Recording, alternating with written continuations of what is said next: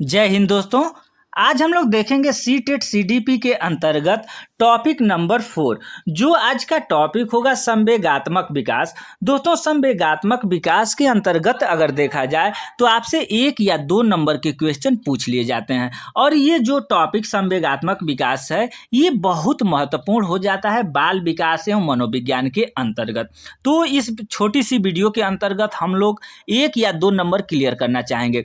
दोस्तों, आपको हम बताना चाहेंगे कि ये अब पेपर आपका जो एग्जाम है वो बहुत कम समय रह गया है, तो आप लोग अपनी तैयारी अच्छी तरीके से करना शुरू कर दीजिए। और इस चैनल पर आप देखेंगे कि एनसीईआरटी के अंतर्गत जो एनसीईआरटी बुक होती है उसके अंतर्गत 3 वीडियो हम बनाए हुए हैं पर्यावरण के।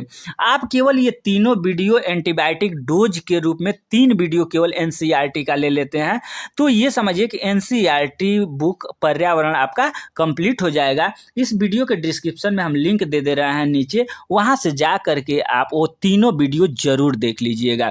ठीक है, अब देख लेते हैं कि संवेगात्मक विकास होता क्या है। तो दोस्तों, संवेग का मतलब ये होता है कि क्रोध, भय, प्रेम, ठीक है, ये सारे के सारे क्या होते हैं, संवेगात्मक विकास के अंतर्गत आते हैं। ठीक है, संवेग मानव जीवन का एक महत्वपूर्ण इकाई है। मनुष्य को कार्य करने की प्रेरणा संवेगों से मिलती है। संवेग का संबंध हमारे जीवन के भावात्मक पहलू में से है।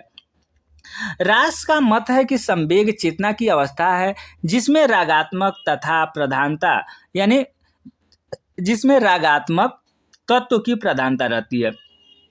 संवेगों के उत्पन्न होने पर व्यक्ति की शारीरिक एवं मानसिक स्थिति में परिवर्तन आ जाती है।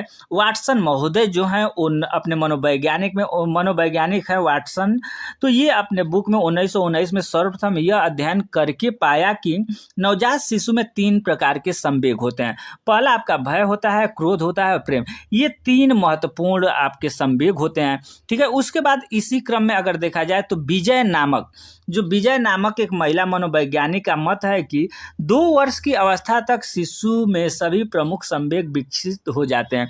ये प्रमुख अगर देखा जाए तो संवेग कौन कौन से होते हैं दोस्तों, तो ये भय होता है, क्रोध और प्रेम, ये प्रमुख संवेग होते हैं। इसी क्रम में अगर देखें आगे तो संवेग व्यक्ति की गति में अथवा आवेश में आने की स्थिरता, ये वुडवर्थ महोदय बोले हैं। ठीक है, उसके बाद इसमें हम लोग देखेंगे दोस्तों इसी वीडियो में कि जो आपका संवेग होता है, मूल प्रवृत्ति वो कितनी होती हैं। तो आइए यहाँ आप देख लेते हैं संवेगों का स्थानांतरण होता है। ठीक है, संवेग के बारे में कुछ पॉइंट्स हैं जिसको कि जान लेना आपको बेहद जरूरी हो जाता है।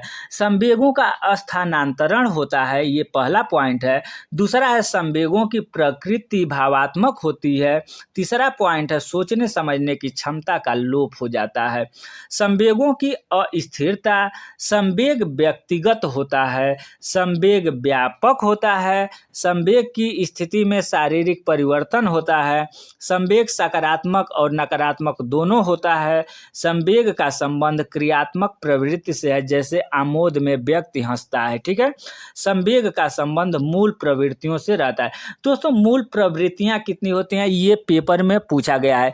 तो मैकडूगल के अनुसार मूल प्रवृत्तियों की संख्या कितनी होती है, आप वीडियो में बने रहें, लास्ट में हम लोग देखेंगे कि कौन कौन सी मूल प्रवृत्तियां होती हैं। ठीक है, उसके बाद जैसे संतान कामना, यहाँ पर है संतान कामना से वात्सल्य होता है और संवेग में सुख और दुख निहित होते हैं, यानी जो संवेग होता है उसमें सुख और दुख दोनों निहित होते हैं। इसके अलावा देखेंगे संवेग धनात्मक और ऋणात्मक रूप से होता है। तो धनात्मक संवेग क्या होता है और ऋणात्मक संवेग क्या होता है। तो दोस्तों, जो प्रेम शब्द है, ठीक है, प्रेम आपका धनात्मक संवेग है और क्रोध जो है आपका ऋणात्मक संवेग है। ठीक है, प्रेम धनात्मक संवेग है और क्रोध आपका ऋणात्मक संवेग है। संवेग प्रकृति होते हैं जैसे क्रोध, संवेग विकसित होते हैं जैसे प्रेम। ठीक है, यानी संवेग जो प्राकृतिक है ये क्रोध होता है और जो विकसित होता है ये प्रेम होता है। अब यहाँ पर हम लोग देख लेंगे दोस्तों जो मैकडूगल है। मैकडूगल के अनुसार 1908 में जो अभिप्रेरणा के मूल प्रवृत्ति सिद्धांत का प्रतिपादन किया, इन मूल प्रवृत्तियों का संबंध संवेग से है और मूल प्रवृत्तियों की संख्या आपका 14 है। तो मूल प्रवृत्तियों की संख्या यहाँ पर 14 आप एक ही बार में देख सकते हैं कौन कौन से मूल प्रवृत्तियां हैं दोस्तों। तो पहला है सकारात्मक मूल प्रवृत्ति, सकारात्मक संवेग, ठीक है। सकारात्मक मूल प्रवृत्तियों की संख्या, सकारात्मक संवेगों की संख्या, नकारात्मक मूल प्रवृत्तियों की संख्या और नकारात्मक संवेगों की संख्या, ठीक है। तो सकारात्मक मूल प्रवृत्ति कहें या मूल प्रवृत्तियों की संख्या अगर कहें तो 14 होता है, ठीक है। मैकडूगल के अनुसार मूल प्रवृत्तियों की संख्या कितनी होती है तो वो 14 होती है, जिसमें से कि 7 आपका होता है, जो यहाँ 7 पॉइंट है ये आपका सकारात्मक है और यहाँ जो 7 आप देख रहे हैं ये आपका नकारात्मक है। तो संतान कामना ये मूल प्रवृत्ति है, ठीक है। मूल प्रवृत्ति है संतान कामना, इसका संवेग है वात्सल्य, ठीक है। शरणागति ये आपका मूल प्रवृत्ति है और इसका है करुणा। जिज्ञासा मूल प्रवृत्ति आश्चर्य, हास आमोद, गौरव, आत्माभिमान, संग्रहण, स्वामित्व, रचना धार्मिक और कृत्य भाव, ये आपके मूल प्रवृत्ति इधर दिखाई दे रहे हैं और इसमें संवेग इधर दिखाई दे रहे हैं। अब देखिए युयुत्सा क्रोध, ठीक है, नकारात्मक संवेग। युयुत्सा निवृत्ति, पलायन, दैन, सामूहिकता, भोजन की तलाश और काम प्रवृत्ति, ये सब क्या है नकारात्मक आपके मूल प्रवृत्ति हैं। और ये नकारात्मक संवेग देखेंगे तो क्रोध आपका नकारात्मक संवेग में आता है, इसके ऊपर भी हम लोग पढ़े हैं। घृणा भी नकारात्मक में आता है, भय भी, आत्महीनता, उसके बाद भूख और कामुकता, ये सारे के सारे आपके नकारात्मक संवेग में आते हैं। तो दोस्तों अब नेक्स्ट वीडियो हम लोग देखेंगे विशेष किसी पॉइंट के साथ। वीडियो आपको अच्छा लगा हो तो वीडियो को लाइक करके बेल आइकन को दबा लेंगे। धन्यवाद।